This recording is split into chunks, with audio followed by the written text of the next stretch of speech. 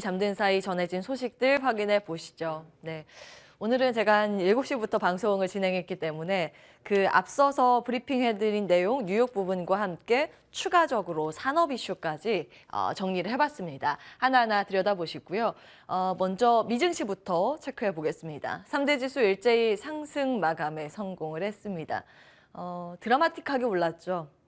파월 의장이 입을 열자마자 시장이 수직 상승하는 모습을 그려갔습니다. 참 다행인데 주변 반응은 이렇습니다. 국채 금리가 떨어졌고 달러도 큰 폭으로 하락을 하면서 그 압박을 크게 받았었던 낙폭과대 빅테크주들이 상승세를 뚜렷하게 시연을 하면서 나스닥 지수의 탄력도가 가장 좋았습니다. 아마존, 테슬라, 구글, 메타, 마이크로소프트, 애플 모두 상승세를 시연했고요.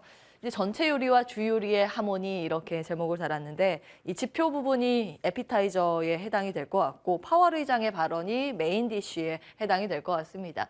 지표가 괜찮게 나왔죠. 이제 고용 지표가 굉장히 가파르게 좀 떨어진 게 나왔습니다. 둔화세가 이번에 뚜렷하게 나왔고요. 작년 1월 이후에 최대의 최저치가 나왔습니다. 그러면 긴축이 잘 먹혀 들어가고 있구나로 받아들일 수 있는데 그러면서도 경기는 긍정적이구나라는 사인이 나왔습니다. 미국의 3분기 GDP 잠정치 이번에 2.9% 나왔습니다. 그 전에 나왔었던 속보치보다도 좋았고 예상보다도 좋았습니다. 자, 그럼 파월 의장이 어떤 발언을 했는가 이게 더 중요하겠죠. 내용 정리를 해보겠습니다. 일단요, 한 줄로 평가를 하면 시장 기강 잡기가 없었다입니다. 매파 발언이 나오지 않을까 긴장을 했었는데 반전 매력을 뽐냈죠. 가장 대표적인 한마디로 요약을 하자면 이게 해당이 될 겁니다. 긴축 과잉 원치 않아. 여기에 바로 시장 즉각적으로 급등하는 모습이 나왔는데 그러나 이제 워워 하는 발언, 금리 인하는 너무 빨리 안 한다. 이런 내용입니다. 어찌 되었든 시작은 우려했었던 안 좋은 매파 발언이 나오진 않았다라는 곳에 환호를 했습니다. 하나하나 보시면 12월 회의에서 이르면 금리 인상 속도 둔화할 것 이러면서 이제 시장 바닥 잡았다. 이렇게 시장 반응을 했고요. 그러나 내년에도 금리 계속 조금씩 올리긴 해야 한다라는 이제 경계 발언도 조금 나왔습니다. 바닥은 잡았지만 V자의 아주 급격한 반등이 계속 나오지는 않을 것이다. 이렇게 시장은 해석했고요. 금리 인상 통해서 경제 붕괴를 원치 않아. 여기도 환호하는 무슨 게 그렇게 나왔습니다.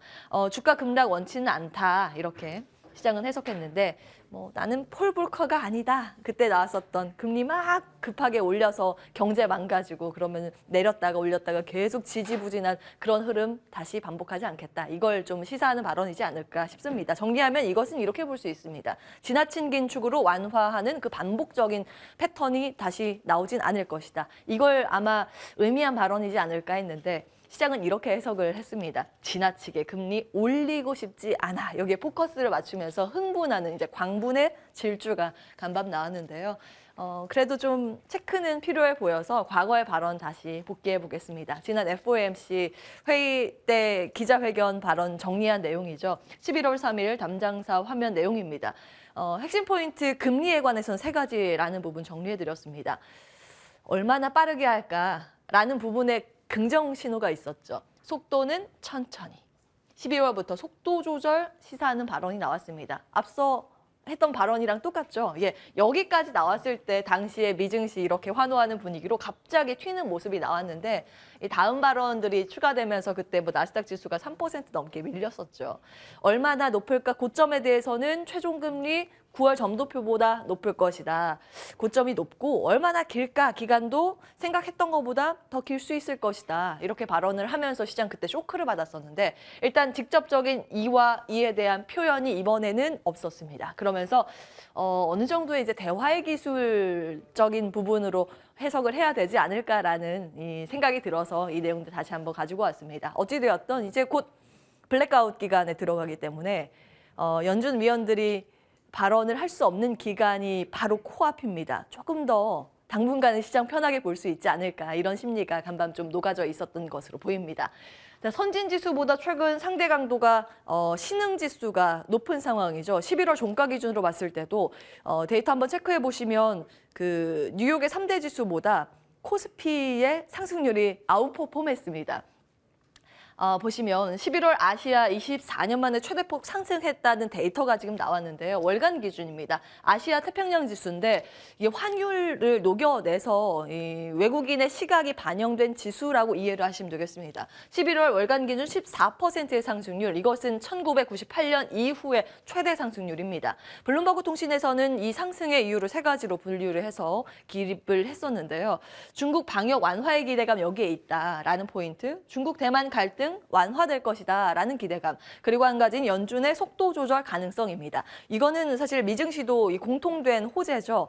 그런데 선진지수보다 이렇게 최근 들어서 신흥지수의 아웃퍼폼이라고 하면 결국 이 두 가지의 포인트가 더해졌다라는 데 결론이 나오게 되겠죠. 골드만삭스는 그 근거로 인해서 한국과 중국 증시 내년에 더 좋을 거다 이렇게 의견을 내놓기도 했습니다. 조금 전에 이제 전해진 내용인데 블룸버그 통신에서는 2023년 중순이 되면 중국 완전한 개방, 리오프닝 될 것이라는 전망 내놓고 있습니다. 근데 이게 실제로 어떻게 나오는지는 좀 지켜보셔야겠죠. 이제 이 독감이 유행하는 겨울이기 때문에 방역 지침이 어떻게 나오는지는 꾸준히 따져보셔야겠습니다. 혹시 코로나 관련해서 방역 지침 완화 변화판이 있으면 좀 알려주시기 바라겠습니다. 최근 들어서 중국 지역별로 코로나 방역 지침이 완화되고 있는 변화가 있다라는 점을 좀 체크해 드렸는데요. 예, 보겠습니다. 베이징, 수촨, 정두, 광저우 중심으로 나오고 있다라는 점을 어제 말씀을 드렸습니다. 그런데 그 이후에 추가된 소식이 있습니다. 광저우 같은 경우 어제 지하철 운행 재개가 된 상황이고요. 충화 지역 같은 경우에는 PC방과 영화관 영업 재개가 어제부터 됐습니다. 그러자 어제 중화권 증시 내에서 사실 상하이 지수는 거의 보합 마감을 했잖아요. 근데 그 안에 상장돼 있는 이 광저우 관련 기업들, 광저우 관련 기업이라고 하면 광저우 지역에 식당을 많이 가지고 있는 그룹이 해당이 됩니다. 하이디라오 같은 이 샤브샤브 관련 기업들이 있죠. 이런 관련주가 급등하는 모습 어제 나왔습니다. 그리고 간밤 미증시에서는 애플 등의 종목이 좀 급등을 했는데 이 영향을 받았다고 분석이 됩니다. 쩡저우 같은 경우에는 전면 봉쇄 전격 해제 소식이 어제 전해졌는데요. 여기가 알고 계시다시피 아이폰 제조의 메카로 통하죠. 그러면서 애플과 밸류체인 반도체 일제히 전원 기립하는 모습을 보였습니다. 그리고 중국 내에 상장돼 있는 ADR, 미국 내에 상장돼 있는 중국의 ADR 기업들, 대표적으로 알리바바가 여기에 해당이 될 텐데 한 10% 가까운 급등세를 보였습니다. 그리고 중국 기업 가운데 특히 폭등한 쪽이 이쪽인데 전기차, 신흥 3대장이죠. 샤오펑, 니오, 리오토 모두 두 자릿수 급등세를 시현했습니다. 테슬라의 상승의 영향도 있었을 테지만 일단 중국의 기업에 대한 시각이 조금 변한 건 아닌가라는 포인트로 정리를 해봤습니다. 자, 앞에 화면을 좀 볼까요? 일단 우리 시장 같은 경우에 어제 외국인의 순매수가 드라마틱하게 장 후반에 나타났습니다. 이걸 좀 어떻게 풀이해야 할까? 그것은 자리 옮겨서 따져봐야 되겠지만 일단은요. 긍정적인 부분은 코스피의 1조 이상의 순매수가 어제 나왔다라는 점. 그런데 이제 프로그램 쪽에 폭발적인 순매입이 빚차익을 중심으로 나왔기 때문에 아무래도 기계적인 매수가 일부 있었을 것이다라는 추정입니다. 그런 논리라면 MSCI 리밸런싱의 영향이라는 결과가 나오는데 이것을 좀 단기 관점으로 봐야 하는 것인가 아니면 추세적으로 외국인이 우리 시장에 대해서 긍정적으로 보기 때문에 인덱스 구성 자체를 한국을 조금 더 긍정 평가를 한 것인가 이게 물음표가 남긴 합니다. 중국의 코로나19 신규 감염자 이틀 연속 감소세가 어제 또 추가되는 소식 이것에 대한 좀 기대감도 일부 있었을 것 같고요. 이 부분은 밤 사이에 추가됐습니다. 이창용 총재가 로이터와의 인터뷰를 가졌는데 의미 있는 부분이 있어서 기입을 해봤습니다. 부동산 시장 연착륙을 위해서 기준금리 인상 3.5% 안팎에서 끝낼 것을 희망한다는 발언입니다.